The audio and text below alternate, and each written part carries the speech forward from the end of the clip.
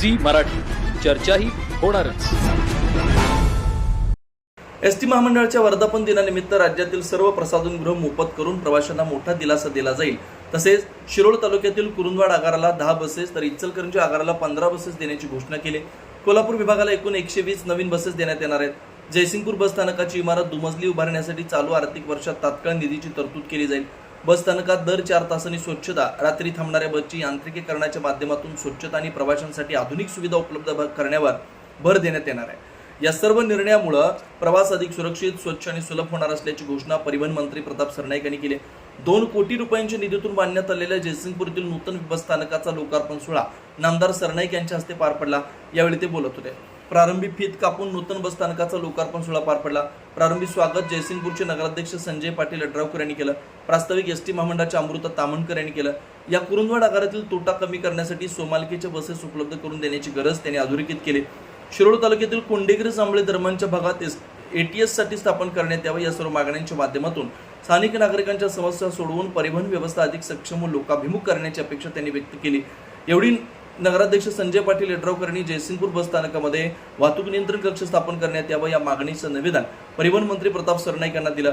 कार्यक्रमास हातकणंगलेचे आमदार अशोकराव माने, माजी आमदार उल्हास पाटील, जिल्हा परिषदेच्या समाज कल्याण सभापती श्रद्धाताई गायकवाड, जिल्हा परिषद सदस्य अमोल चव्हाण, जिल्हा परिषद सदस्य उत्तरा देवी शिंदे, उद्योजक अण्णासाहेब चकोते, पंचायत समितीचे सभापती विलेन कुर्णे, उपसभापती मनीषा कदम, अमरसिंह पाटील, जयसिंगपूरच्या उपनगराध्यक्ष अनुराधा आडके, कुरुंदवाडचे उपनगराध्यक्ष दीपक गायकवाड, पंचायत समिती सदस्य सीमा म्हैसाळे, दीप्ती जाधव, मिलिंद भिडे, अमरसिंह निकम, राजेंद्र नांद्रेकर, धनाजीराव जगदाळे, सतीश मलमे, जयपाल कुंभोजे, अर्चना अडगाणे, रमेश अळगुळकर, रणजितसिंह पाटील, कुणाल सिंग निंबाळकर, कार्यकारी अभियंता नागेश कुलकर्णी, आनंद कुलकर्णी, अभय देशमुख, अनिल मेहतर, बिस्मिल्ला सय्यद यांच्यासह शिरोळ तालुक्यातील पदाधिकारी, कार्यकर्ते, महामंडळाचे अधिकारी, कर्मचारी मोठ्या संख्येने उपस्थित होते।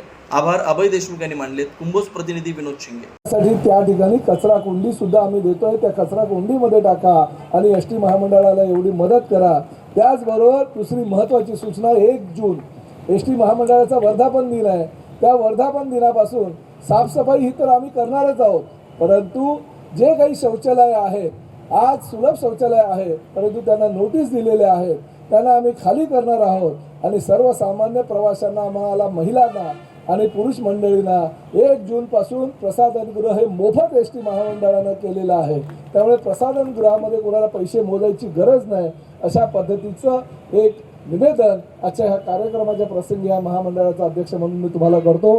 परत एकदा आमच्या सगळ्या अधिकाऱ्यांचं, कर्मचाऱ्यांचं मनापासून अभिनंदन करतो, सगळ्या लोकप्रतिनिधींचं कौतुक करतो आणि मला या ठिकाणी आमंत्रित करून बोलण्याची संधी उपलब्ध करून दिल्याबद्दल सगळ्यांचा मनापासून आभार व्यक्त करतो। जय हिंद, जय महाराष्ट्र। धन्यवाद मी तुम्हाला ह्या ठिकाणी देतो। आता आपल्याकडे या ठिकाणी सार्वजनिक शौचालय, तिकडे मी बघितलं पुरुष शौचालय आणि महिला शौचालय दिसतं, सुलभ शौचालय संस्थेला ते दिलेलं आहे।